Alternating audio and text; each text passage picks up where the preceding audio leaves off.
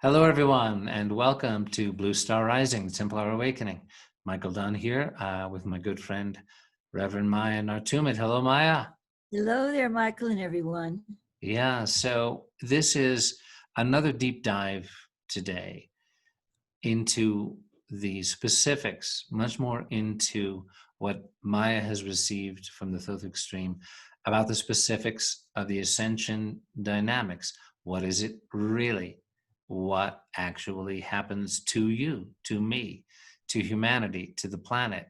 Is it collective turning point? Is it individual? How much does it relate to a enlightenment experience, to what in India they would call a samadhi experience? Is it a collective samadhi for the planet? Is it like a snake shedding its skin for Gaia? Is it all of these things? So I have seen the video that we're going to share with you today, and I can tell you that for me, it answered a lot of questions that I had in this regard, where I knew something was going on, and I have my own, experience of some spiritual growth and evolution and experiences. But it was a lot of mysterious elements were made clearer for me by what we're going to share with you today. So, Maia, do you want to elaborate on it a little bit?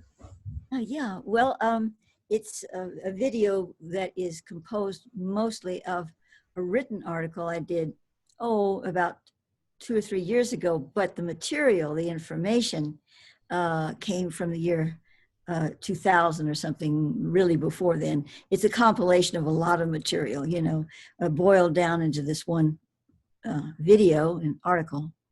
And Thoth's take on the ascension, like most of his takes on a lot of things, is rather unique. There are a lot of things in it that correlate with other people's views, but then he goes, his own way. He goes off on a path that is really revealing of some specifics that I haven't really seen anyone else present. That's not necessarily good, and that's not necessarily bad. It's just a fact. Yeah. So I guess that's all I have to say about it right now. Okay. All right. So we're going to share it with you now, everyone. And it's about 10 minutes long, beautifully done, as always, visually, and with very compelling and valuable information. So please enjoy it, and we'll be back with you shortly. The word ascension has become a keynote for a global event of world-changing proportions many believe is coming in the not-too-distant future for planet Earth. My Inner Planes mentor, Thoth Hara, uses this term as it allows many human beings to identify basically with the process he elaborates upon. Of course, I can only write about what I receive concerning ascension and through my perspective of what I receive. To ascend means to lift up and rise. In the religious paradigm, mostly Judeo-Christian, up means heaven, and down means, the opposite direction from heaven. In this context, there is no in-between. However, from the view of a being like Thoth, there is a great deal of dimensional latitude between up and down. In fact, there is no up and down, only degrees of awareness and self and other becoming one. The Thoth definition of ascension is an ignition in the human being that causes the physical body to become aware of its divine nature, thus expanding its now moment to include unity with the soul. Understand that the elemental body, the true life being of what is called the physical body, is generally only aware of its existence. Its one agenda is to live, to keep the physical up and running. When one communes with the elemental body, that part of the being can become more aware, more in touch with its divine nature. Yoga is an example of a practice that helps the elemental body expand its awareness in this way. Well-balanced meditation is another. Even having an aha moment, or really more an epiphany, is certainly something that can trigger this response to a deeper level in the human consciousness. But life is made up of many epiphanies to reach a point where you can be receptive to the full import of that ascension dynamic. Yet ascension is a far more encompassing aha that is so profound and instantaneous. It is a truly quantum event, like sticking your finger in a light socket. Your now is expanded in a flash, and your life current is changed forever into a superconducting voltage. That moment may be all-consuming and instant, but arriving there is more gradual and takes longer, much like living a long life. When you come to the moment of transition, it takes only an instant, and you are no longer in the body, in this world, but in another vehicle and in a much different and more expansive place. Ascension, then, is a much more profound and complete version of what we call death, being really only a monumental transition. But how does this ascension thing really work? Is there someone up there pushing buttons, or is it a natural process? According to Thoth, what we are calling ascension is a natural culmination of one stage in conscious habitation and the beginning of another. However, all things natural have their governing forces, a higher intelligence, God, at work. Within the scope of this godness, there are stations of light, angels, archangels, illumined masters, etc., as we call them from our religious interpretations. These particles of godness are of the same light as our souls, but are closer to the source of the expanding light field. Thus, the stations of light manage the natural function, keep it running smoothly and in accord with all being. Planetary ascension is bringing an entire system together in intelligent heart coherence. When this occurs, for an individual, his/her electrical field in the body changes current instantly. First, this must happen on a subtle level that is nonetheless profound. Thoth calls it the heart ascension. The heart frequency in the body becomes coherent enough to shift perception into a full-blown aha of one's place in time-space. When an incarnated soul can truly pinpoint its location energetically, it instantly expands its perception beyond that point. It is thus aware of its place and yet moves beyond it at the same time. When one experiences true heart ascension, nothing more seems necessary. That person feels complete. No need to escape the world, as the view of the world has changed for them so dramatically that they are able to digest instantly the reason everything in the world is as it is. Time is no longer a laborious distraction, and love rules eternal. So why go any further? Because once you see, then you become. When you are at peace with the process is then completed. Thoth has told me that when a certain number of human beings reach the heart ascension frequency, it will then create a 100th monkey effect and ripple throughout the human race. This doesn't mean that every human being will then be heart ascended. There will be those who turn away from embracing the wave and are consequently dashed by its force onto the shore. These souls will find themselves in another world, similar to Earth, where they will continue the old paradigm until they reach a point of ascension possibility once again. Yet I am shown that most humans on the planet at the time will choose to ride the wave. It will carry them from a world system 1 into a world system 2. World system 1 are worlds which are sustained through a life-death cycle. They are entropic in nature. Thus, to create physically in such a world, the beings inhabiting it work against the tide of the dissolution of elemental form. World System 2. worlds that do not break down form in order to create transition.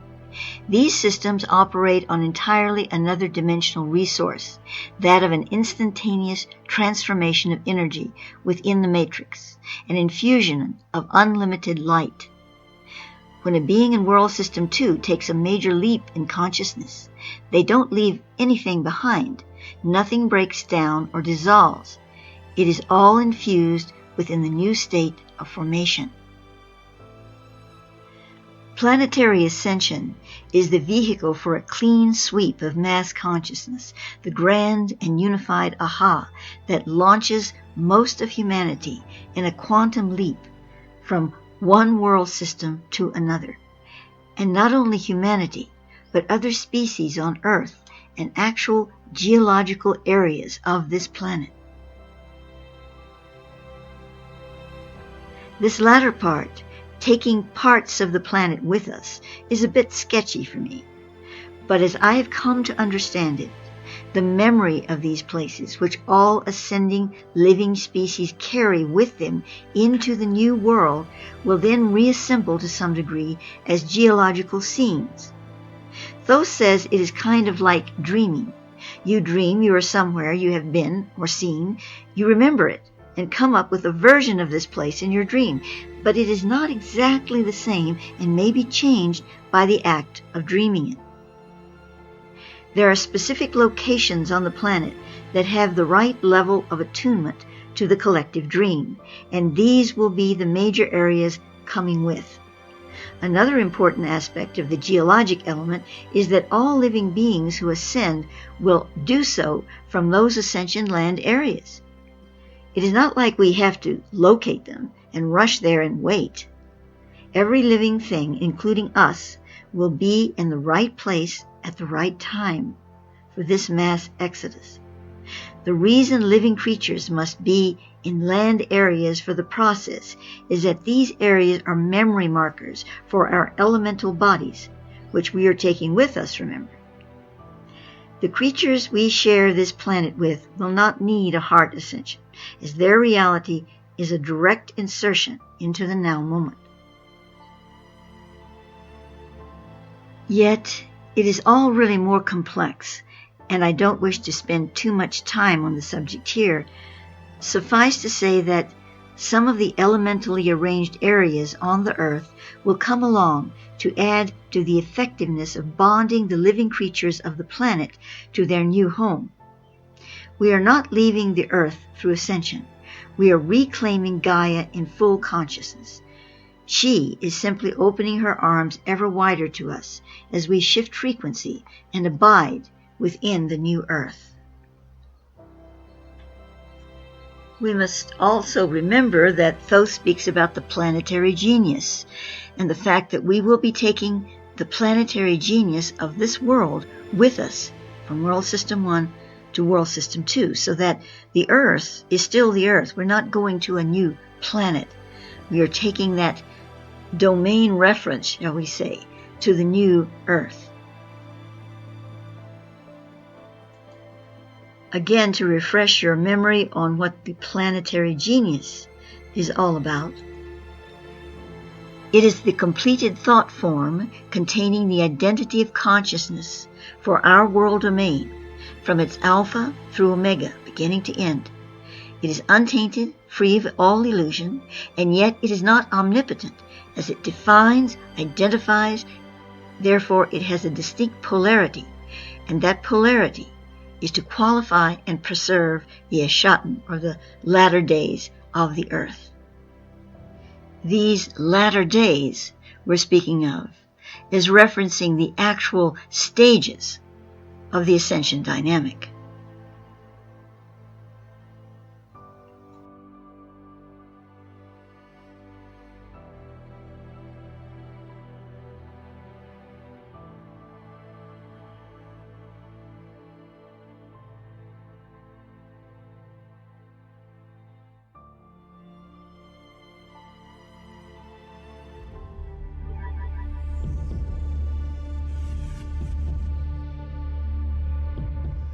All right, we're back.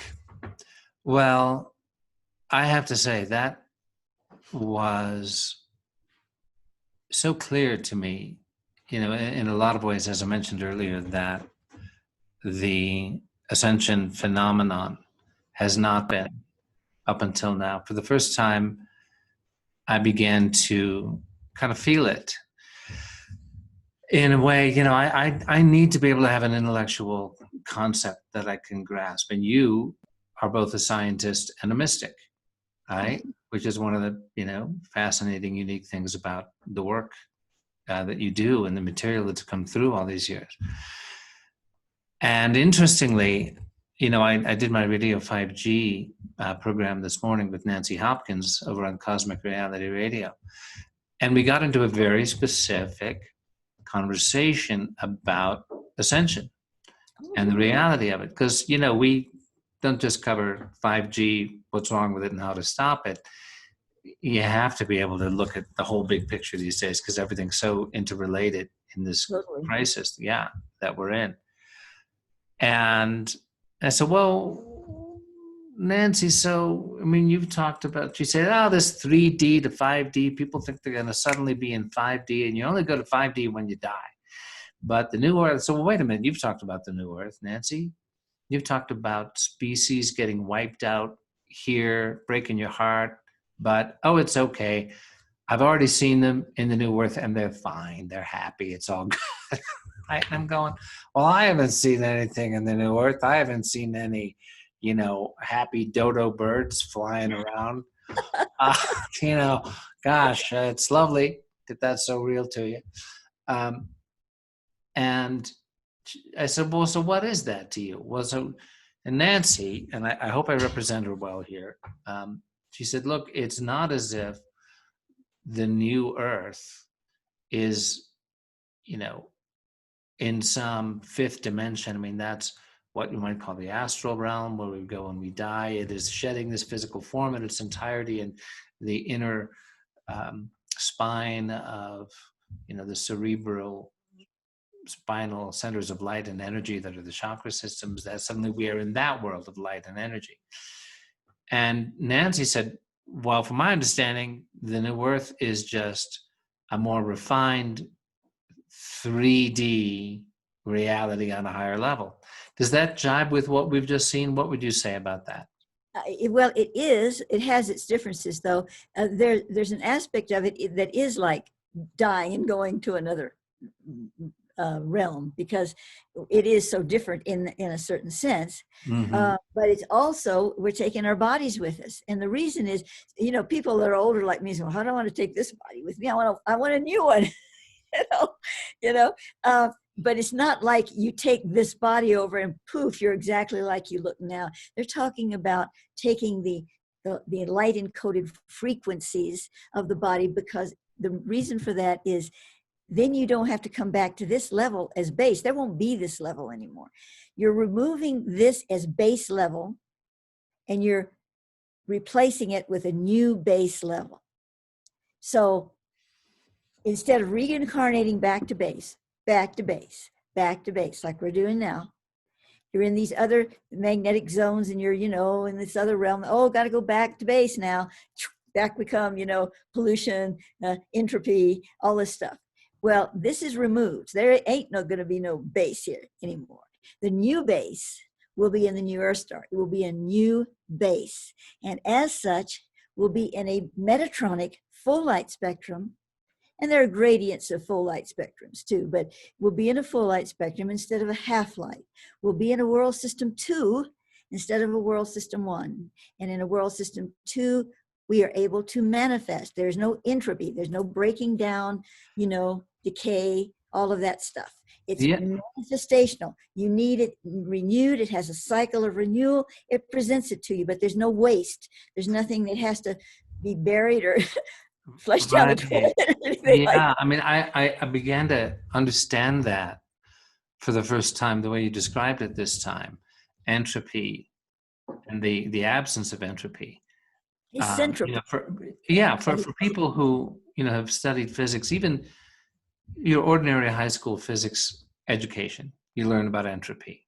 Mm-hmm. Which is like, I think of it as the tendency of stuff to break down, slow down, and there's entropy, and there's stasis, and there's arguments about, well, the entropic nature of the universe is such that eventually, yeah, there was the Big Bang, but eventually it's just going to go, just dies down. Oh, well, that was fun. But then, of course, there's... You make me laugh. Okay, yeah. Yeah, but then there's, the magnetic attraction of love brings it all back together into the biggest black hole you can possibly imagine. And then again, then, that's the universe. Well, according to Thoth, there really isn't a Big Bang. He will refer it to sometimes just in the sense of, well, as they understand it, the Big Bang as they understand, as scientists understand it, he qualifies it because that's another topic. We won't go into that. But from the standpoint of what they're seeing, you see, if you're going to qualify and quantify things, you have to assume that you have a stable reference point. That's it. This is your reference point. There ain't nothing else. Then you can say, oh, in this reference point, this works this way, and this works this way, and this works this way. But what if that reference point is coming from perception? What if it's coming from a combination of spatial energy combined with time, and we don't even understand the whole principles of time, and perception coming together? And when that shifts, all those laws go poof. And there's a whole new set of laws, because that's why you can't say, well, this is the way the universe is, this happens this way and this happens this way. You're going to find some proof, some truth in that, as long as you stay in this perceptual wave. But see, we don't want to stay in this perceptual wave. Not that it's bad, but it's just limited, It's like, well, I like this little closet. The light works and the door, I can keep the door shut. Everything's fine in here. Oh, what a beautiful closet. You want to open the door. Beautiful closet. Oh, what a beautiful shack. Right. Right. So from that perspective, all of this is just transitory, But back to entropy, Thoth refers to what's on the other side of entropy, what ain't entropy. He refers to it as centropy, centrifying the force, centrifying the energy, centrifying the field. And when you do that, you bring it into, a heart coherence. And it's not only the heart coherence in the human body. Our body reflects the universal paradigms of many states. And as we change our bodies, we're not going to change them like have 2 heads and 6 arms or anything. That's the relief. I hope not. Right. I'm having trouble enough with this one. But what we're going to do is change the way the makeup, the way it operates in certain ways. That's why he calls it the pure gem body, because it's more crystalline in frequency, and it's not. It doesn't break down. It doesn't break down. We always have to change. We have to move through nothing is ever, just staying the same. What's that word that I can't pronounce? Stasis. It's not that. It's not stasis. It's moving forward all the time. It's developing in World System 2, just like it develops here. In fact, it develops more constructively there. But it doesn't, in order to change, it doesn't have to break down the old form first. That's just the difference. It can change, it can morph it, manifest it into new stages and new forms and new spaces and and even when you're existing in there, in one, you see yourself, you can look at yourself in the mirror, let's say, in the new earth. There you are, you have this nice body, everybody's healthy, and, because they want to be, it's as simple as that. I want to be healthy. I want to look good. You just do whatever that is, whatever that means to you. Because remember, we're at the new, Thoth qualifies that when we're talking about new earth, we're talking about a vast expansion of development. So that's why he uses he's coined the name numisome, and that is the first stage. And that's all we need to be concerned about. That first stage is going to last a long time. So let's just think about the first stage. And that first stage is where we get to have some fun, not just fun, but I mean, we get to experiment with who we really are, what our potential is, what our powers are. and also to heal a great deal, not just our personal path, but the whole tear that created the situation where we had to deal with Earth as a broken system. Because basically, it's beautiful in a lot of ways, but right from the get-go, there were problems. So all of these wounds that we carry as a collective, the numisome stage is where we heal them, we identify them, we release them, and we see how we can use our spiritual conductivity to create beautifully, and to create any way we want to. We're still going to have our preferences a little bit. We'll still be in duality, but as Thoth says, duality is not wrong. It's just that we really suck at it down here. We've really messed it up. So we think, oh, duality is awful. It's not when it's harmony. When it's in harmony, it's beautiful. And it serves its purpose. And eventually, of course, that purpose will dwindle and will become totally unified. But that's another. Right. So when you say that this first stage in the New Earth is Numis Om, I think you called it, right? You can call it anything, but that's the name Thoth gave it, yeah. Okay. That it lasts a long time. Yeah. Well, how long is a long time? Like thousands of years? Well, we're gonna have a different way of looking at time. So I don't know. I don't know how to qualify it in the way we look at time. I don't know that I can, you know? And is this a collective first phase or an individual one? Oh, it's a first phase for anybody leaving this world system 1 and going into world system 2. Yeah, it's the 101 classroom. It's where we become connected to who we truly are and adapt to the world system 2 stage. But in that stage, in that numisome, it's when we're going to be visited by a lot of masters and teachers that look familiar to us from our old Earth. Right. You know, yeah. They can connect to us more reasonably. Then see, we're not going to lose memories.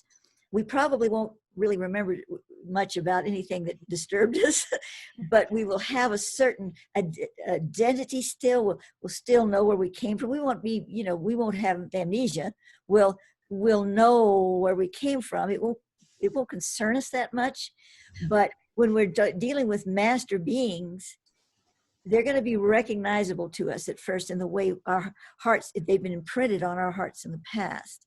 Yeah. That will eventually fade, and maybe they'll become more their true, wholeness and beingness. But at first, that's what it's going to be like.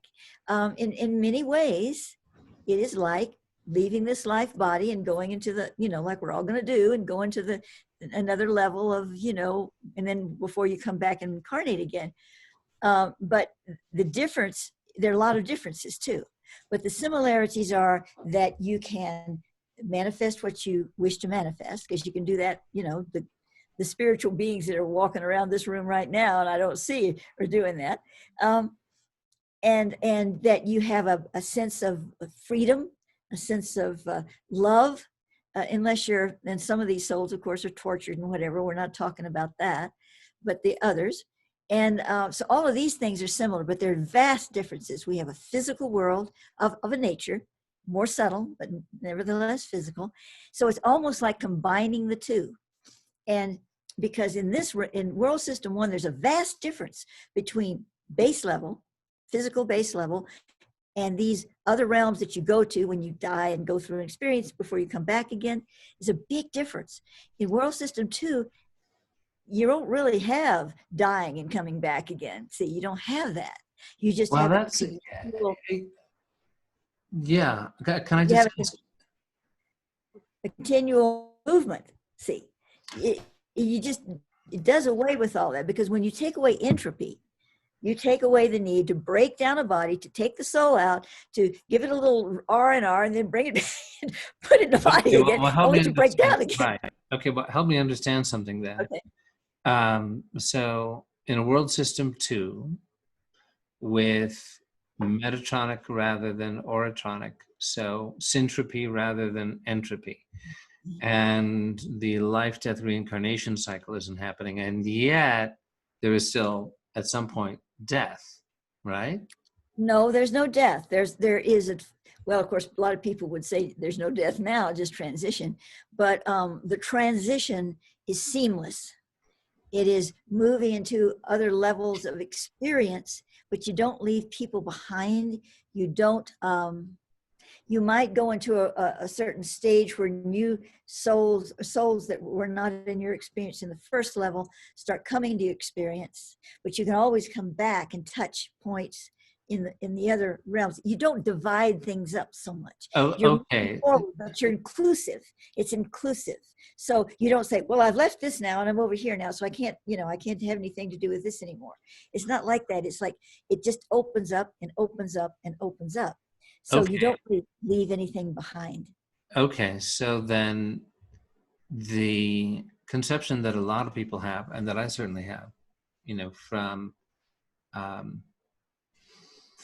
teachings about, for example, the concept of three bodies. There's physical, which is a denser vibration, the astral light body of light and energy, and then there is a causal body, an ideational body of the essential thought forms, idea forms that underlie the light and energy manifestation that are, thoughts of God, essentially, which, are like the elements that make up the human body. This is a causal thought body that when we shed physical desires, thousands of years in the astral, just materializing our astral desires, working through astral karma, and moving eventually, shedding the astral cosmos entirely, moving into the ideational cosmos of causal reality, of ideational with the soul. There's only a very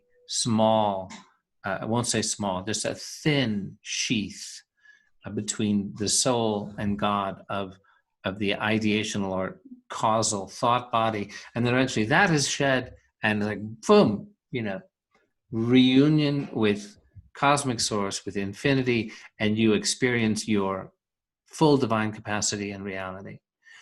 And that the reincarnational cycle happens first, earth to astral, earth to astral, earth to astral. Oh my God, I'm so tired of this after a few thousand incarnations. And then gradually just astral, freedom, manifestation, light, energy, and then eventually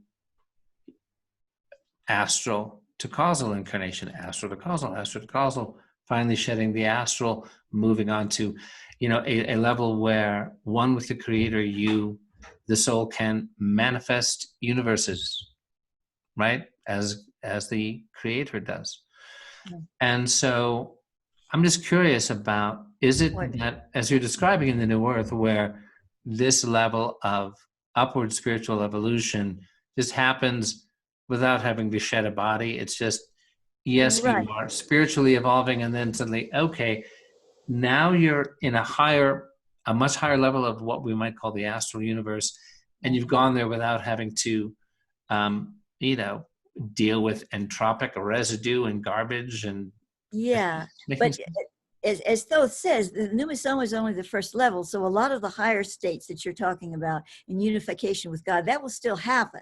But that's after you've gone through this, process and development in the first stages of this world system too, because what you're speaking of after you get to a certain level leaves behind all of this. It leaves behind systems, it leaves behind everything. It's unity with God. But that, now I'm not gonna, I almost don't want to say this, I might get struck by lightning or something. Oh good, can I watch?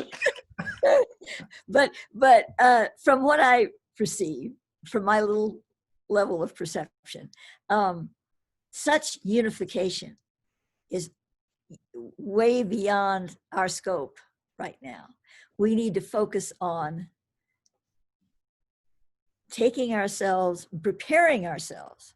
Right now, we just need to focus on preparing ourselves for the first level of ascension, heart ascension, planetary ascension, moving into the first stage of the world system 1, Numisome, and making ourselves at home there, finding the way that we operate in that realm. And of course, The soul is always developing, moving higher into further dimensions, and eventually leaving behind pneumosome world systems and everything else when it gets to that stage. But what we're addressing here is just trying to get us prepared for this ascension aspect, because world ascensions, and it's not just happening to Earth, of course, world ascensions are a natural function of the planet shedding its skin and moving into a new form, but it's still the same planet because it has the planetary genius going with. And that is its identity field. That is what allows it to have a sequential movement from one stage to another. And when we recognize that true planets are ensouled beings, we are on, as the beings in the inner earth say, we are on the back of the tortoise shell. They're inside the tortoise, but we're on the back of the tortoise shell. And we also have to consider that when we move from this one system to the other, this ascension, also that we're not just traveling alone. We have the beings of the inner earth. They're still in world system 1. They may have made the best of it, thanks to the ultra beings who brought them introduced them into the inner earth and helped them along.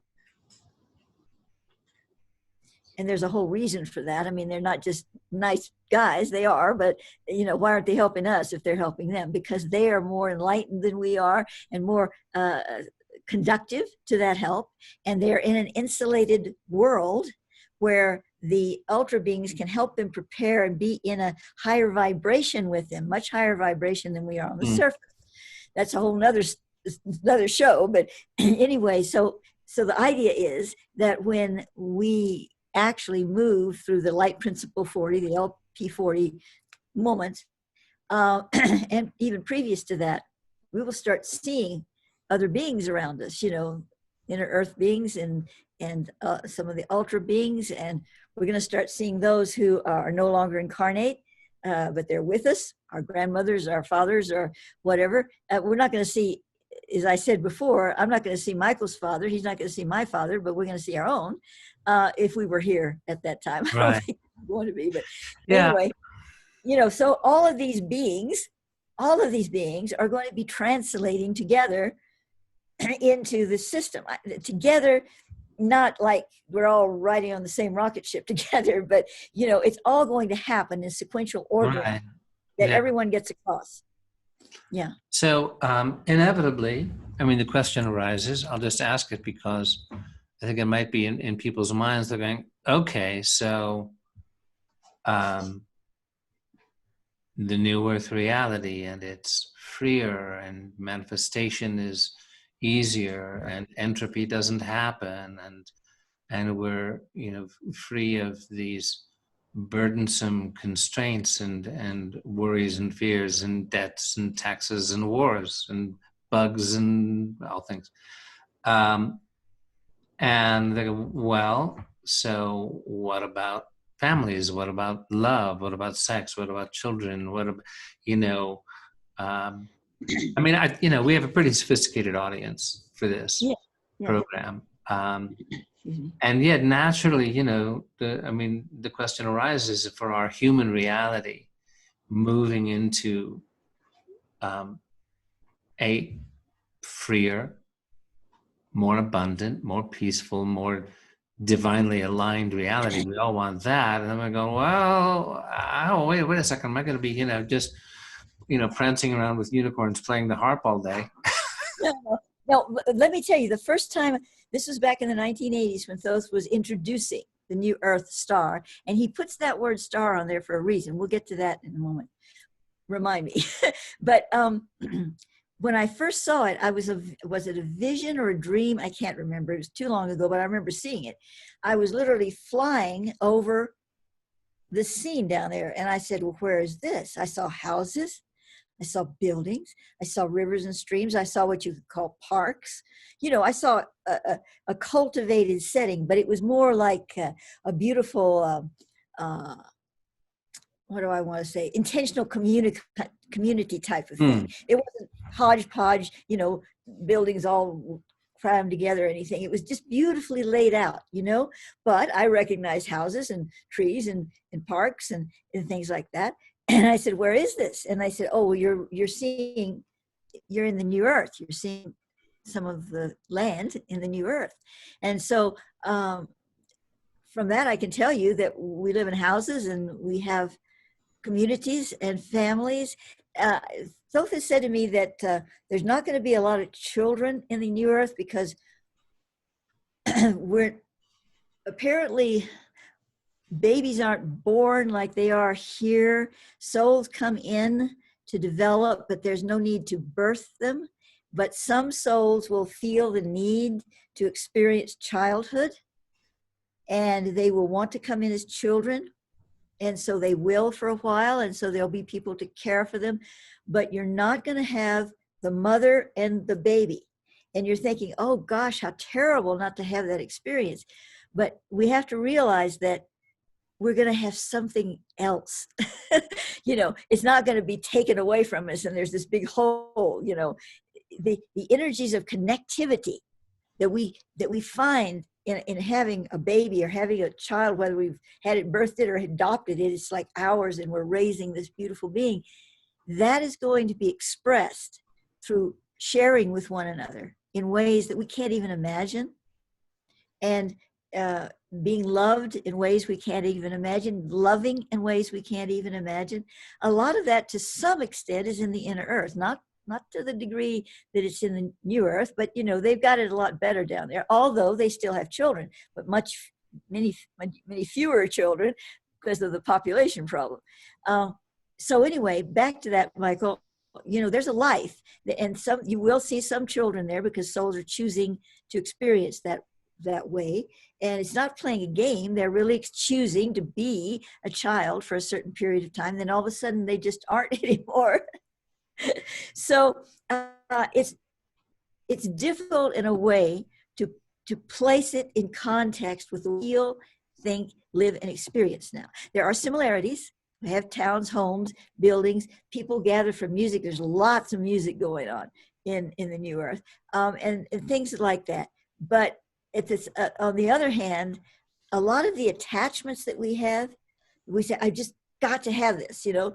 A woman and a man get married, that we've got to have children. Oh yes, you know, and if they can't get pregnant, they're just tearing their hair out. You know, it's not like that. It's not in the inner earth either. There's not that kind of, I got to have this kind of thing, because they're so filled with the energy of love and life that, oh, okay, let's move into this space. This is wonderful. You know, it just keeps flowing. Abundance keeps flowing. There's no time to contemplate what you might have had back there that you don't have now, because it's just so full, you know. Yeah, that lines up with what my intuition was telling me, but I needed to ask you to amplify it, and you did beautifully there. That really, and I resonate with that, as the saying is. That's, yeah, wow. Now, twice I tried to make a video for this show that had to do with the stages of ascension that Thoth laid out for me very distinctly in the year 2000. And I just couldn't do it because, well, I could. In fact, I went through it all and I went, this is too much. It's too, you know, it's too much. So it's a study. So you will find a link to this article with the stages below this video if you want to go and look at them. But what I thought I would do right now is not read it all by any means, but just touch on, just to give you an idea, just to touch on some of the stages. You'll go, what's that? And don't worry about it. You can look it up. Just click on the link and you can read about it. But I just want to give you the feel without trying to explain it all to you. And just, you know, just put it in there. Okay.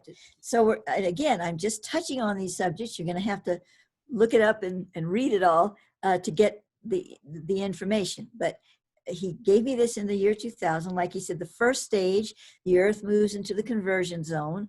And this has to do with the photon belt and are moving into this zone of convergence where the energy is just like Goldilocks porridge. It's just the right, you know, place in the conversion zone. He talks about how this is going to take effect and what it's for, you know, what importance it has. Then we go to the opening of the lotus. The Great Pyramid of Giza becomes the thresholding chamber for the ascension fulfillment. It talks about that. That's very short. And then, well, it goes through different stages of that. I'm going to leave that off.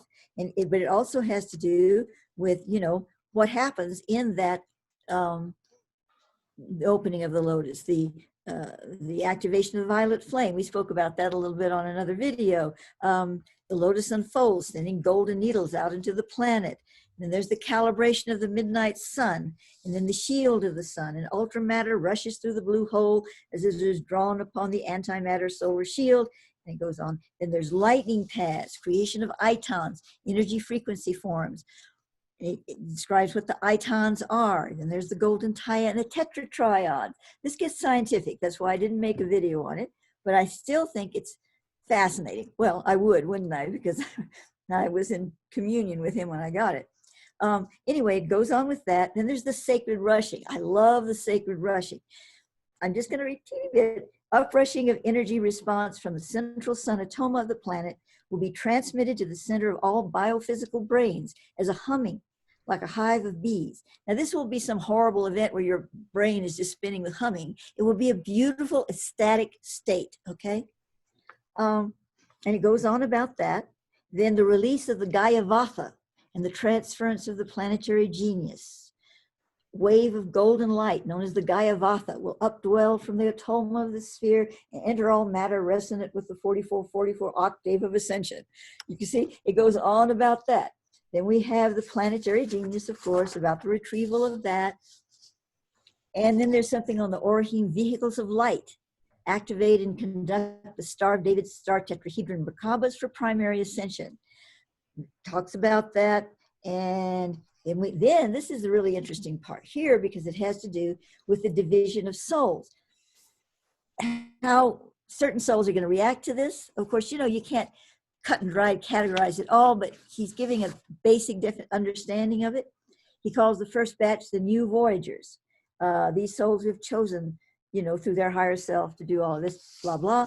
And the sleepers, the one that are kind of just, not quite awake enough to tune in, and he talks about them. The walkers, these have so little light body that they're just kind of, I hate to use the word zombie right now, but they're kind of like that in a way. I don't mean in a horrible way, but just, they're just not here. And then there's this, and then he talks about the secondary ascension, when there's the movement of the first ascension, but at the last minute, some of these sleepers are going to go, whoa, I just woke up. Wait a minute. I want to come. And there's going to be souls that come back across. Remember, Jesus said, don't touch me because I have not ascended. We ascend first. Then there will be a group that comes back over and brings these souls across.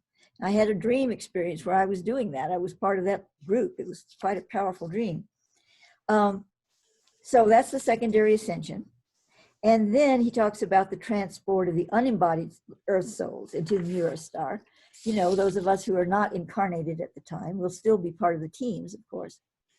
So, there it is. But yeah, there's a lot to it, Okay, well, let me ask a question. So will there be an inner earth to the new earth, or will there no longer be a need for that?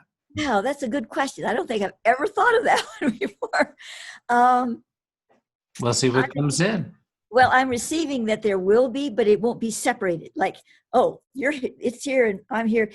There will be it'll be trafficked back and forth. It's not something that's going to be kept away, because the dimensional difference will be hardly anything. It won't matter, So, but there will be a new earth experience. I don't know if it'll be like the one they have here, but something. Right, because when you're talking about like the pyramids, the golden taya, and the places on our earth that translate in their entirety in a recognizable form. Like, for example, here in Cresto, San Luis Valley, very high energies, very mystical place, great natural beauty, that there seems to be some kind of protective vibrational reality going on here, and that this place and a few other places on the planet will make the transition with Gaia into New Earth manifestation. And as you said in the video that we saw,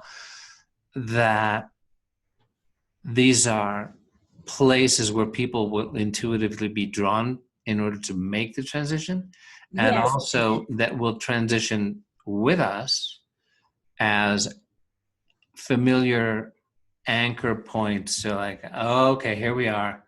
This is the New Earth reality, but there's Mount Challenger. There's Cottonwood Creek. And, but it's as in a dream, you said it's slightly different. Right? Yes. In fact, Challenger will probably be much larger, bigger than it is now. I've kind of seen some of these things. The valley will be more oval. There'll be just differences. You'll go, wow, this really looks like the San Luis Valley, but there's certain things about it. But yeah, you can't get on 285 going down to Albuquerque anymore. No, there won't be any asphalt roads. There won't be anything that's man-made that's left behind. There won't be the houses that are here. There won't be anything like that. We're talking about just terrestrial encoding. Like I said, it's not going to rise up in the air with rocks and stones. It's going to be the encoding that qualifies how it's going to look and feel, but it's going to change slightly in that process. And we have to realize, we have to realize, go ahead. We have to realize that everything we see out our landscape, you take a look out your window right now, or maybe you're already outside on your porch, everything that you see out there is only a thin slice of what it really is. You're only seeing this tiny little slice of what is really there. Everything is sacred, even the parts of the land that will fall away. They only do so because there's going to be a condensation in moving into certain,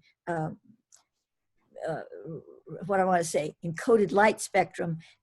So parts will fall away, but not because it's bad necessarily. It's just going to fall away so the other can be brought into a certain dimension. But everything that you see of nature has a tremendous depth to it. It's very, very sacred. We know that, but I'm just qualifying that because when we take it into another realm, what's sacred here, it's like taking our little medicine bag with us. We're the shaman, okay? We see that mountain peak. We want to climb to the top of the mountain to do our ceremony, our vision quest. That mountain top is the new earth, okay? The new earth star. But we take with us the stones and the little sacred rattle and the incense, and we have it in our little medicine bag on our pouch, and we take it up the mountain, right? Because we take that energy, that essence of where we've been, the sacredness that we created in our past, and we offer it as an offering into the new realm. And so basically, you could say, if you want to get simplistic about it, that's what we're doing with this. All right. Well, so because we've taken the trouble to address, what people might think of as practical 3D concerns in the New Earth reality. So the golden tie of high vibrational memory points, as I think you called it, where we will just magnetically, intuitively be drawn to for the transition, for the ascension experience itself.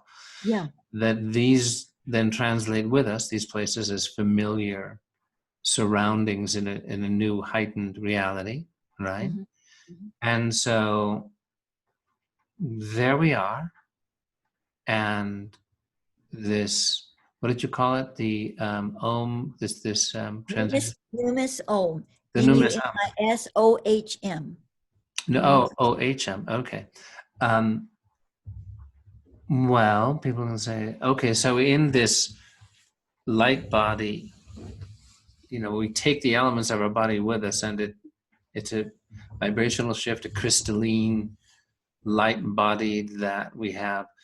So the fact that, there are no roads and highways and things made by man, well, is it already real? Is it already manifesting?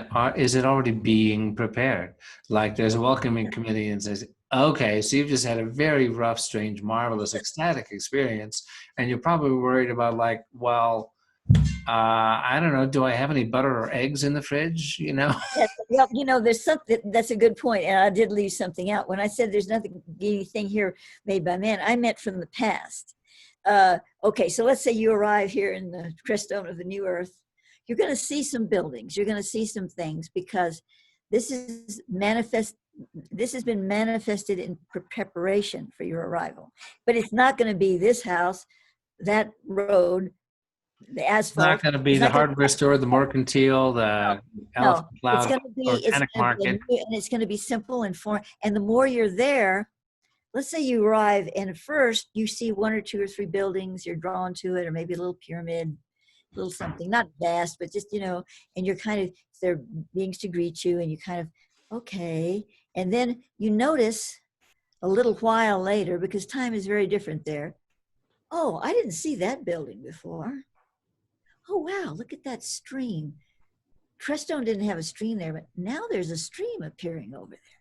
You see what I mean? It's going to be building as in a dream, but it's not going to be as ephemeral as a dream because it has a more of a reality to it, and it's not going to just change on a whim. But you're coming in. It's kind of like, okay, I have to say, it's kind of like Second Life. When I go in Second Life in the virtual world, things are rezzing. It's coming into resolution. And you don't see them at first. There's a bridge across this mountain, but right now you're just seeing nothing across the mountain. And you wait, and your computer's graphing a little bit. Oh, there's the bridge. So it's kind of like that in a way. I mean, Thoth has told me many times it's a lot like Second Life in regard to some of these. Well, so do we, do these bodies need food at the same sort of process? Will we again, you don't need food, but most people find that they do eat. They eat at certain times of celebration. They rejoice. It's sort of a celebrating with the food, and it's never cooked food. And it's like, it's just sort of there, and they take it in. Maybe they kind of breathe it in. I don't think they're like chewing or swallowing it. They're having a relationship with what they remember to be a good meal. That's a first stage, but you really don't need to eat. Because you're not fueling up an entropic system that's going to break down if you don't feed it. Interesting, because I remember, when I was in Hollywood Temple and Self-Realization Fellowship for a lot of years, and it's a beautiful spiritual community, and Brother Bhaktananda, who is this wonderful saintly monk, during the time I was there. It's like, well, you need to overcome your physical desires. All desires must be either, realized, and, you eventually go, okay, I've had enough of that, transmuted or fulfilled, basically. You can transmute this desire into a higher desire. And it was well known that Brother's favorite dessert, which we prepare special occasions, was strawberry shortcake. I was like, oh, Brother, here's a strawberry shortcake. And, he liked it, but he wasn't attached to it because he's a saint, right? Mm-hmm. And then I said, well, Brother, how attached are you to this strawberry shortcake? Because, in the astral, they won't have strawberry shortcake because, of course, it's got cream in it. And that means you're going to have to milk a cow. And that means you're going to have to whip the cream. And then, you're going to have, somebody's going to have to be, farming the flour to make the cake. And then, it's like, yes, you must overcome your desire for a strawberry shortcake if you want to not have to come back to earth. Because if you haven't, you're going to have to come back here. And it would be a pity to have to come back and do a whole incarnation of being a baby and wetting your diapers and being a pimply teenager, all because you wanted strawberry shortcake. That would be that would be a shame. So on that level, it's like, and yet in New Earth you can have in New Earth you can have your cake and eat it too. Well, amen to that. Punch my ticket. I want to go. But the thing is, once you've had your fill of manifesting on such mundane levels, you get your fill really fast because there's so much there more to experience, much beyond strawberry shortcake or chocolate. That finally it's like, I've done that for about a minute. Yeah, okay. Now, but the freedom is that you don't have rules and regulations that tie you down in that sense because there's such harmony. Now, here's the elephant in the room.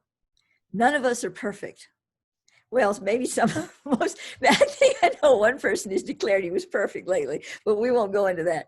Anyway, since we aren't perfect, you know, what are we doing in such a delightful place? Well, first of all, it's not going to happen tomorrow, sadly. Many of us won't be alive then, but we'll still be going. So that's not the point. So why do we get to experience things on that level if we're so imperfect? We haven't reached there through sainthood, or something like that. And the answer is, da-da-da-da. The answer is the white path, the path of grace. The path of grace takes us there. It doesn't give us a free ride, but we get there first and then we earn it. Because Joe told me this years ago. He said, Earthlings don't understand this because they're so burdened with the idea of karma that they have created that really you don't become worthy of something first and then you earn it. You walk the path and then you become worthy of it. And I said, well, what happens if you don't get worthy?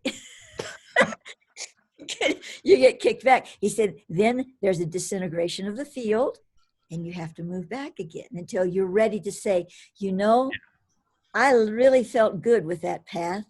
Let me try it again. I'm not worthy, but let me try it again and maybe I'll get worthy. And then you try it again. And he said, really, even though it seems like a mill running around, it isn't, because first of all, the soul that is willing to step up and say, I want to walk this path. I know I'm not perfect, but I really want to walk this path. You have to be of a certain spiritual integrity before you can get there. There are people on this planet that are going, spiritual path? I want to build another big hotel down the town. I don't want no spiritual path. Those people aren't going to be asking for that spiritual path, are they? Right. So the ones that ask for it have already reached a place, a marker, and then they don't have to busy themselves praying and meditating to get ready for that path. At that point, they step on the path, and then it opens to them what is, I don't want to say required, but what is naturally forthcoming, Yeah. And that's how I've been told it works. Well, it's like, for those familiar with the 12-step program, they have these little sayings, like take it easy and things like that. And a key one, especially for beginners, is fake it till you make it. Love it. I love that. Just fake it till you make it. That sounds like my whole life story. Oh, really? Yeah.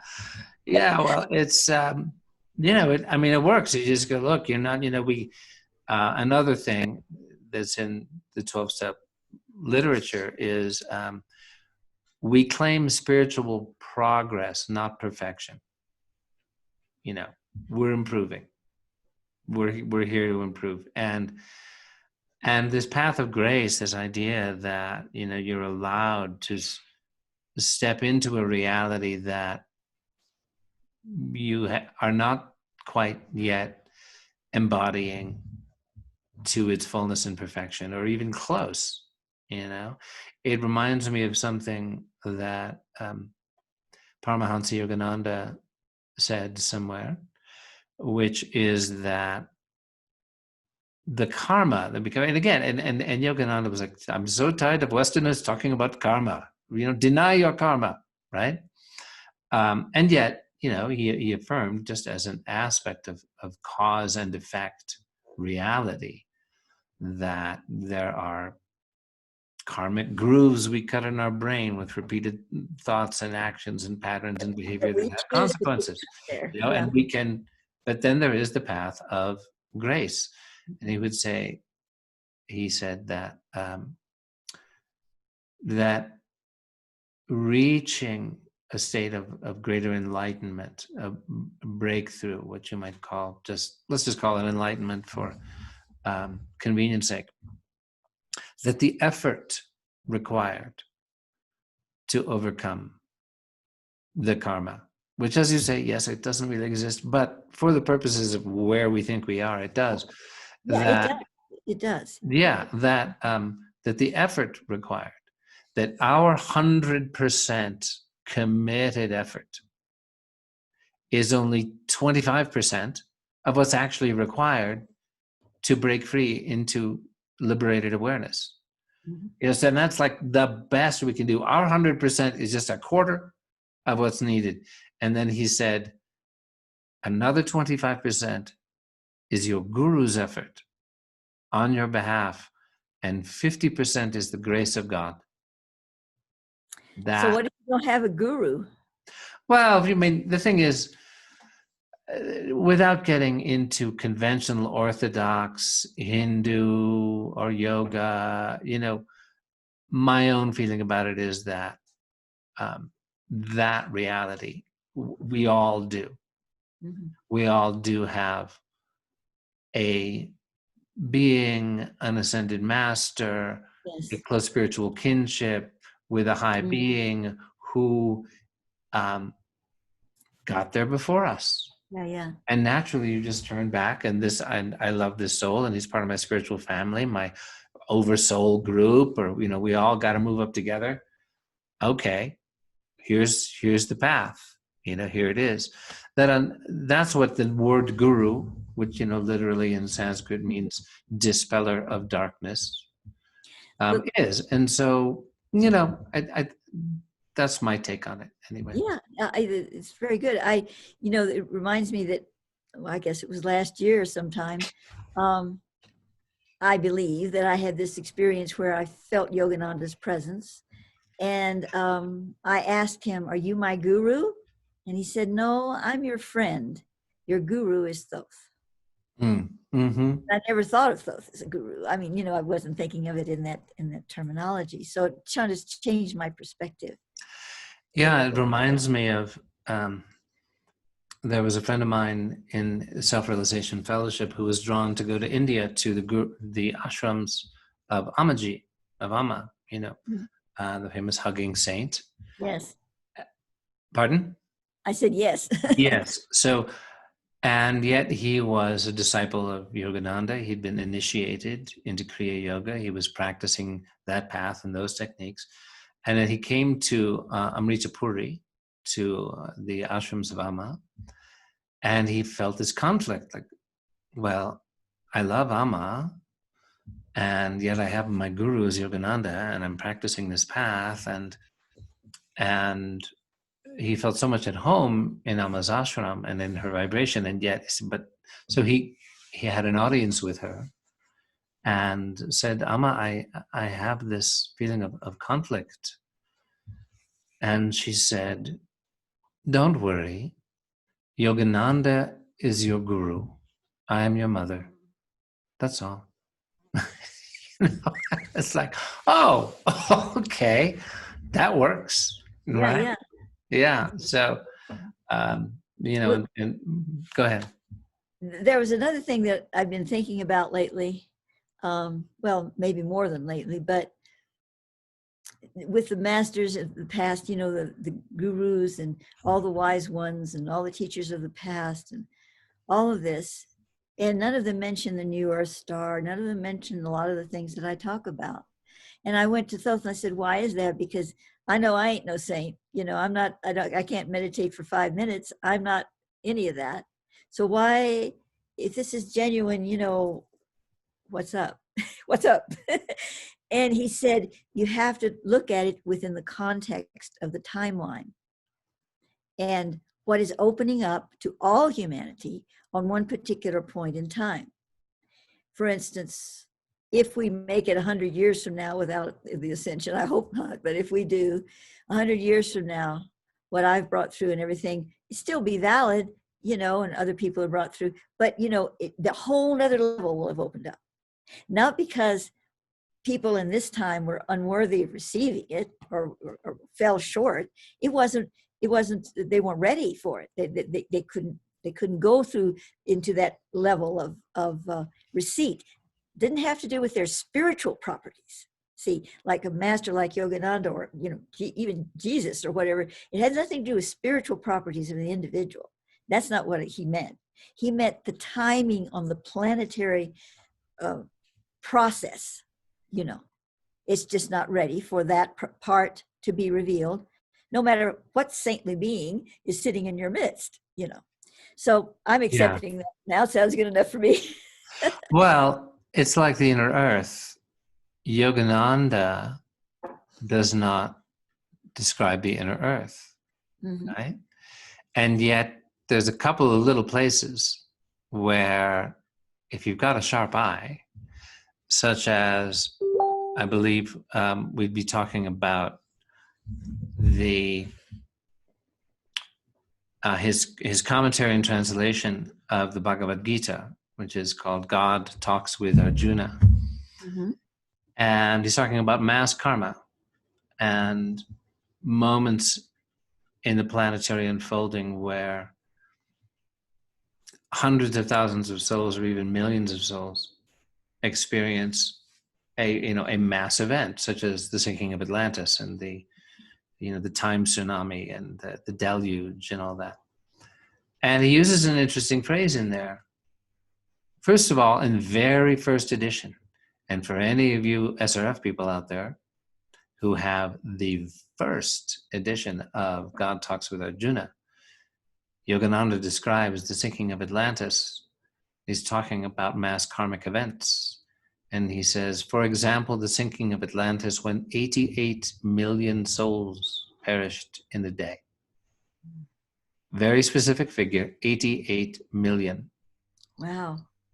And so Yogananda, being an avatar and in omniscient consciousness, I'm sure that was not an accidental figure. And having worked at various levels of service as an employee, volunteer, whatever, I'm pretty familiar with SRF culture, which is that people just love to call up or ask questions. They call the mother center, the headquarters, and they go, I noticed on page 385 that Yogananda specifically says 88 million souls. Now, how did he know? I mean, and was it really 88 million? And that they all time, it's just like, and the monks and nuns are going, oh, it's like, well, you see, it really is not the main central point of the yogic mission of the Bhagavad Gita, whether it was 88 million or 88 million and one. It's okay. They're there to provide information, and they're very helpful. So the second edition, the advanced souls in charge of editing decided, I think we're just going to change Guruji's words just a little bit here. So the second edition says, for example, the sinking of Atlantis, when countless multitudes perished in a single day. Well, it wasn't countless. Yogananda counted them. It was 88 million. But I'm sorry, I have a little bit of a divergence there from my point, which is that regarding the inner earth, he actually says,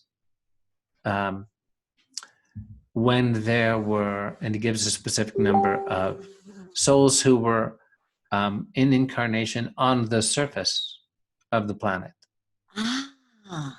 But he says, on the surface of the planet. That's cool. Thanks for sharing that with me. Yeah, so it's like, why does he say on the surface of the planet and not just on the planet or, on planet Earth? No, it's just on the surface of the planet. Well, that's very good. I love that. Anyway. Yeah, thanks for sharing that. Well, this brings up something that I just the last few days was dealing with. It's not the same kind of thing, but it just reminded me of it, and I think it might be interesting to our viewers. In 1992, I believe it was, 2-3, something like that, Thoth told me that only 40% of the people that were currently on the planet when the ascension happened would be going. About 40%, 40%. They're the only ones that would choose, and actually do that. Of the number that are on the planet then, we don't know what the number is. So when I wrote this other article, I was receiving, most of the people will go. Now, I knew that that's what I received there, and I got this over here, but I don't know, I just, didn't think about it too much. But as I was making the videos, and wait a minute, 40% is not most of the people. So which is it? Is it most of the people? Is it 40%? See? And I was really niggling on this. I said, I got to find out. So I went to Thoth about it, and he said, in 1992, the timeline that was moving forward gave you 40%. In 2020, the timeline has shifted enough that the number has changed to most of the people. Now, he's speaking of a timeline. He differentiated from just saying, oh, well, then there was only so many people going, but there's been a shift in consciousness, so now more people are going. That's not what he said. He said the timeline has shifted enough that a new reality has come in that has always been on that reality, always on that reality. It was most of the people. Always on the reality that I was in 1992 was 40%, but it's changed. Now, when this timeline shift happens, doesn't mean that everything changes from one timeline to another, but certain things do. And that's what makes it change. So why? Why did the timeline shift to that? Well, it's a factor of grace. I thought that was pretty cool. It is very cool. And if you're reading my back material, you'll see the 40%. I don't know where I might have put it. You'll understand now what. Right. I do want to just realize, completing a thought there, that when we were talking earlier about how, for example, what you're receiving now in 100 years, if, ascension hasn't happened yet, it's not like it isn't important now, even though in 100 years, there will be a whole other much more advanced reality or transmission being offered. Yogananda didn't talk about the inner earth because it was not in the unfolding of human awareness and learning. His mission, he certainly as an avatar, he must have known, he must have experienced it, but it was not his mission. It was not the right time in the unfolding for humanity for him to go into, a whole digression about, well, there was Lemuria, and then there was these light beings who came in and shepherded the people down for the shelter, and there's beings of other planets that have been here all this time. And right, it would blow people's minds in 1938, even right, and he did, speak privately to some of his close disciples about such realities, and he said, yes, there are beings on other planets, beings, and some are more advanced spiritually and some are less advanced, but he didn't dwell on it. It was not time. It was not his mission. Exactly. Yeah. Well, for me, and the things I didn't know, Thoth will tell me something that's really, really key to the whole work I've been doing from, 67 on. Well, actually, since I was born, I guess, but especially since then. And I'm going, what? You didn't tell me this before? I mean, this is crucial. Why did you wait 40, 50 years to tell me this, And he said, because it wasn't time. And that was the end of that discussion right there. What can you say? Yeah. Yeah. I'd like to mention that, of course, you created a beautiful second video about the dynamics of ascension, specifically having to do with the nature of the sun, its counterpart known as the black sun, and then a metaphorical journey of these 7 suns that reflect these different realities that have a role to play in ascension. So I would like to suggest that that we save that for our next program, or perhaps a revisitation, for example, to go deeper into what you started to share about the phases of ascension, the walkers and the sleepers. So we will share that beautiful video on an additional program. It'll be available immediately. We'll have the link to it, and it really deserves going into greater depth at the next opportunity. But look for it on the links here beneath your YouTube as a link you can immediately access to go into that.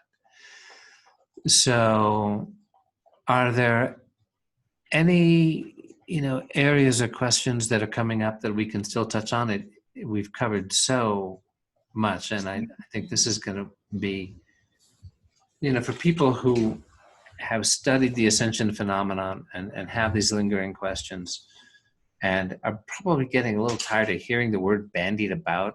It's become a pop thing. It's like, oh yes, the ascension timeline. I'm on. Yes, I want the ascension dynamics. I have my Merkaba, and I have, it's become one of those overused, new agey, superficial, cool things that be like. Well, when I was given the term, though, was back before it was. Right. Some of this, I wonder if Maia is the originator of a lot of stuff she doesn't get credit for and doesn't seek credit for. But she was talking about 20 years before it was cool. Right? Yeah, right. Yeah. Well, one thing I did want to mention, though, I think it's kind of a valuable mention, and that is, even if the actual ascension is 100 years out, and I'm not saying it is, it could be a week from Tuesday. I don't know, I don't know. But regardless of time, we who live now on this planet are the precursors of establishing the right energy, the right fields of consciousness for this whole program of light. And one of the things that is involved are people seeking the places they need to be now in this lifetime. For instance, we're here in Crestone and we feel that we were guided here, a Golden Taya Ascension Land area, and we didn't come running here because we got to get here for the ascension. That wasn't the reason we came by any means. It wasn't the reason I came last time in the 1990s. But now we are seeding that ground. We are holding it. We are claiming it for that light frequency. Of course, it would be here and do its thing without us, no doubt. But it's the human effort, the human integration with that energy is important. And I feel that some of the reasons right now when the world is going so wonky, we have the virus, we have the other turmoils that are going on and things to come, according to those viewpoint, that's not going to be too pretty, but we can get through it. People are instinctively looking for that safe haven, not frantically, but the place where they can experience their deeper spirituality and peace, a reasonable peace with other like-minded beings. Now, of course, this has been going on for a long time. People are wanting to have their spiritual communities and whatever, but the vibration is shifted. For me, I feel the vibration shifting to a more immediate, more aware level of conductivity. It's like, it's just different.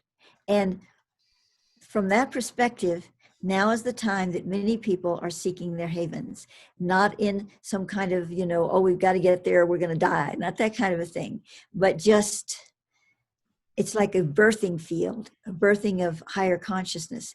And many of those people won't live, maybe all of them won't live to see the ascension moment, the light pinch before you, but they'll be here because whether you're incarnated at the time or not, you're going to be here and on where you're supposed to be. You're going to come to the land areas. You're going to come back to that space and time where you've chosen to be with kindred incarnated beings for the experience.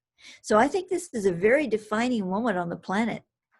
People are going to start moving from where they were to where they're going, and not just haphazardly, I was guided over here, now I'm guided over there, now I'm guided here. It's not going to be that kind of thing. It's going to be a deeper calling.